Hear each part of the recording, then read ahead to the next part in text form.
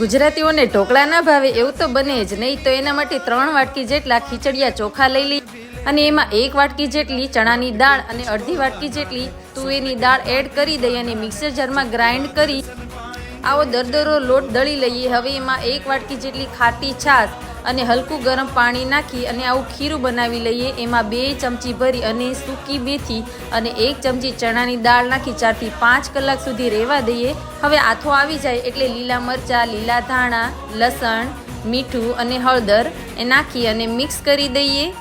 હવે એમાં 1 ચમચી જેટલો ખાવાનો સોડા અને 1 પાવડું તેલ નાખી અને મિક્સ કરી દઈએ। હવે થાળીને તેલથી ગ્રીસ કરી બેટર એના ઉપર પાથરી ઉપરથી લાલ મરચું સ્પ્રિંકલ કરી 15 થી 20 મિનિટ સુધી સ્ટીમ કરી લઈએ। છરીથી ચેક કરી લઈએ અને પછી આવી રીતે કાપા કરી લઈએ તો ઢોકળા તૈયાર છે। આને તેલ સાથે પણ ખાઈ શકાય છે અથવા તો વઘાર પણ કરીને ખાઈ શકો છો। ઉપરથી ધાણાથી ગાર્નિશ કરી અને એન્જોય કરી।